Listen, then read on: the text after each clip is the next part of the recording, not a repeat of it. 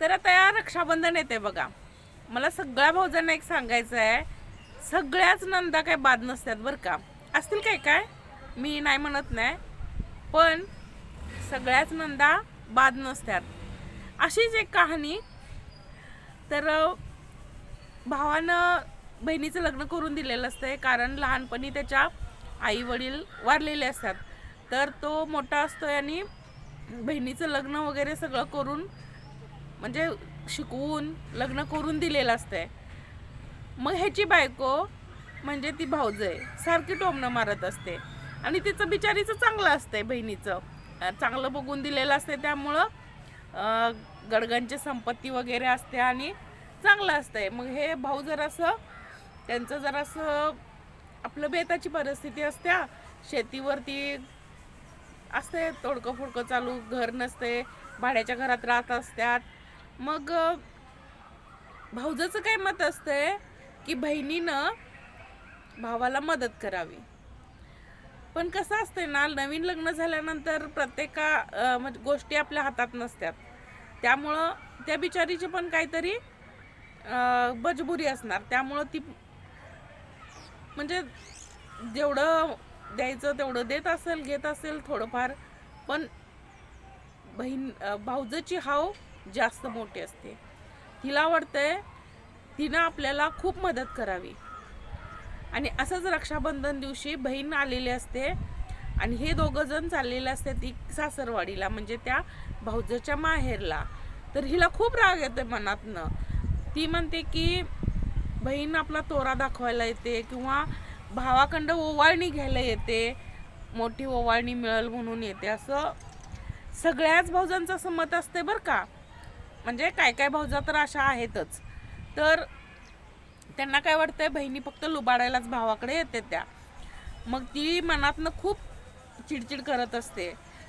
नवऱ्याला आज बोलवून सांगते, हे 200 रुपये घ्या आणि तुमच्या बहिणीला 200 रुपये देऊन कटवा. मग तो म्हणतो, अगं बघ की त्यांनी बॉक्समध्ये असं गिफ्ट आणलेलं असते ना बहिणीनं. तर म्हणतो, अगं तिनं किती मोठं मोठं गिफ्ट आणले आणि 200 रुपये काय चांगलं वाटते का द्यायला. ते म्हणत्या, नाही नाही, एवढी मोठी श्रीमंत आहे, आणलं म्हणून काय झालं, एवढंसच तर दिलं, देत्या काय देत्या तुम्हाला. आणि तुम्ही तर सगळं लग्न वगैरे करून दिलंय, तिचं चांगलं तुमच्यामुळेच झालंय ना. मग काय झालं तिला, ती ती कधी आपला विचार करत्या का. त्यामुळं तुम्ही तिचा 200 रुपये द्यायचं आणि तिला पटकन पाठवा, मला आपल्या माझ्या माहेरी जायचं आहे. मग तो म्हणतो, अगं हळू तर बोल, कारण म्हणजे बाहेर बहीण बसलेली असते, हळू तर बोल म्हणतो बायकोला. तर बायकोचा आपला पट्टा चालूच असतोय. मग तो म्हणतोय ठीक आहे म्हणतोय आणि जातोय बाहेर. बाहेर जातोय, बहिणीला म्हणजे खुशाली वगैरे विचारतोय. मग राखीचं ताट वगैरे करून दिलेलं असतंय बायकोनं, ते घेऊन जातोय आणि बहीण राखी बांधते आणि ओवाळणी म्हणून हा 1500 रुपये देतोय.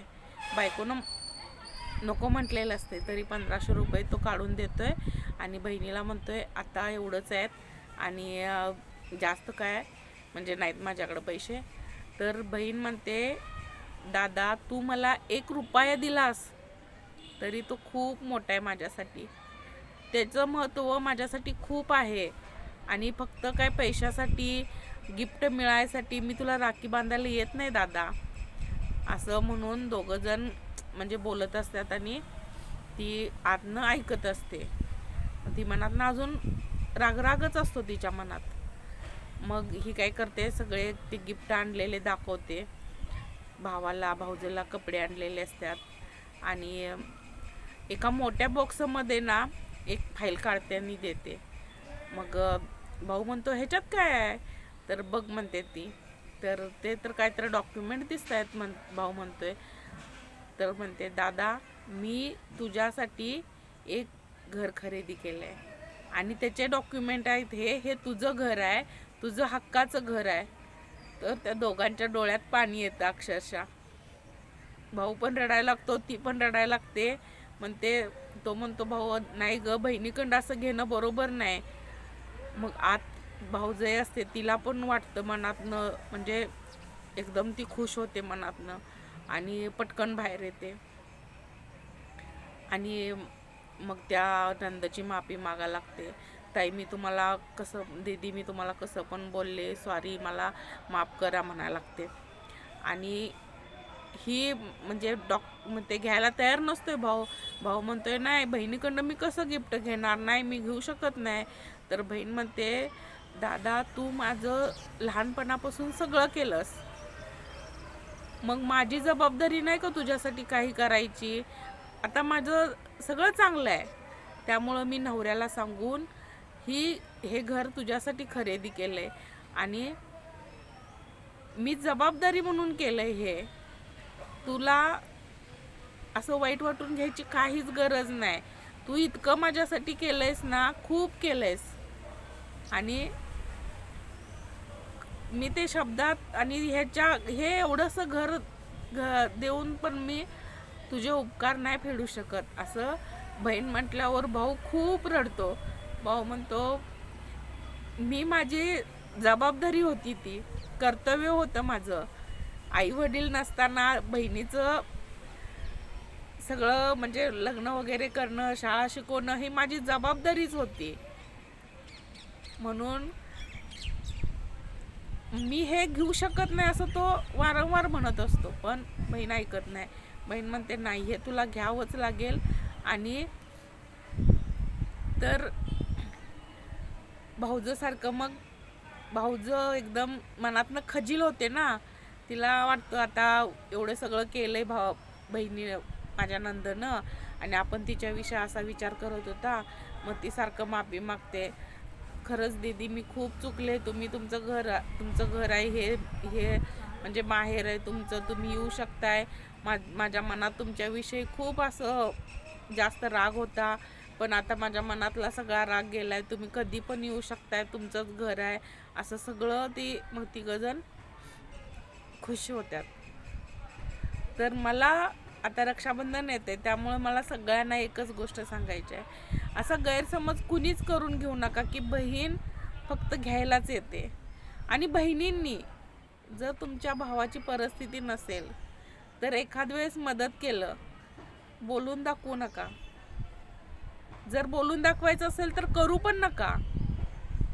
काय काय बहिणींना खरंच सवय असते करायचं आणि बोलून दाखवायचं की हा मी करते की त्याच्यासाठी, मी एवढं केलं, मी तेवढं केलं. कशाला करायचं? जर आपल्याला होत असेल तर करा, नसेल तर करू नका.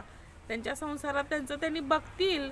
असं काहीच नाही की तुम्ही देताय म्हणून त्यांचं घर चालतंय किंवा तुमच्यामुळं सगळं व्यवस्थित चालू आहे, असं काही नसतं. जर तुम्ही नाही दिला तरी त्यांचं त्यांनी काहीतरी मॅनेज करतील, खुश राहतील, कसंही राहतील, जातात दिवस. बरोबर आहे की नाही? पण काय म्हणतात त्याला, उपकार करून त्याचं बोलून दाखवू नका कुणाला. बोलून दाखवल्यानंतर त्या माणसाला म्हणजे खूप वाईट वाटतं. त्यामुळं आजकाल बहीण भावाचं नातं आहे की नाही, म्हणजे सगळ्यांना असं प्रत्येकाच्यात काही ना काही प्रॉब्लेम आहेत. खूप लोक बघितलेत मी असे, 10त एखादंच असं आहे की त्याला असं बहीण भावाचं नातं एकदम छान आहे. म्हणून माझा भाऊ तर खूप चांगला आहे. माझ्याकडं काही नाही, पण माझ्या भावानं मला खूप मदत केल्या, खूप जास्त. म्हणजे मी त्याचे उपकार कधीच फेडू शकणार नाही. आणि मी तर माझ्याकडं आता काय म्हणजे कुठली मदत माझ्याकडं होत नाही, कुठलीच मदत होत नाही त्याच्यासाठी. पण त्याची मुलं तो माझ्यासाठी खूप करतात. एक भाऊ कसा असावा याचं उदाहरण म्हणजे माझे मामा पण आणि माझा भाऊ पण. इतकं म्हणजे चांगलं नातं आहे. पण सगळ्यांचं जमतं असं काही नाही बरं का. माझ्या बहिणींचं त्याच्याशी जमत नाही. काय प्रॉब्लेम आहे तो मी काही जास्त लक्ष देत नाही, कारण प्रत्येकाचं लाईफ वेगळं असतं. माझा भाऊ माझ्यासाठी आहे, मी त्याच्यासाठी आहे, एवढंच मला माहिती आहे. बाकीचे भाऊ बहीण ते काय म्हणजे आम्ही जास्त आमचं पटत नाही, कारण आमचं प्रॉपर्टीचे वाद आहेत. म्हणून म्हणते वाद घालून काही म्हणजे वाद नसावा, तेढ नसावा. हे सगळे अनुभवाचे बोल आहेत. तुमच्याजवळ मी सांगते ना, ते अनुभवाचे बोल आहेत. कारण सगळीकडे तेच चाललंय. एवढ्याशा प्रॉपर्टीसाठी काय ते काय प्रॉपर्टी आपण घेऊन जाणार आहे का? माझ्याकडे तर काही नाही. तुम्ही बघितलं असेल माझे बरेचसे व्हिडिओ माझ्या घरात नसतात ना, ते घर एकदम असं म्हणजे अजून त्याला गिलावा वगैरे काही नाही, पण मी खुश असते. त्याच घरात मी खुश असते. मला माहिती आहे ते हक्काचं घर आहे. ते पण एखाद्याच्या नशिबात नसतं. बरोबर आहे की नाही? आणि ज्या वेळी मला माझे म्हणजे वाईट दिवस असतात, माझे खूप ऑपरेशन झाले, मी खूप वेळा सांगते तुम्हाला सगळ्यांना की माझं ज्या वेळी ॲडमिट झाले, ऑपरेशन झालं, काय झालं की माझा भाऊ एका हाकेला माझ्याजवळ येतो. हे महत्त्वाचं आहे. जितके असतील तेवढे पैसे देतो. मी म्हटलं ना आहेत माझ्याकडं तरी पण नाही, ठेवा असू देत, लागतील. हे इतकं महत्त्वाचं आहे, खरं सांगते, हे शब्दात सांगता येत नाही. बरोबर आहे ना? तर व्हिडिओ कसा वाटला नक्की सांगा. आवडला असल्यास लाईक करा, कमेंट करा आणि कमेंटमध्ये नक्की सांगा तुम्हाला हा व्हिडिओ माझा कसा वाटला.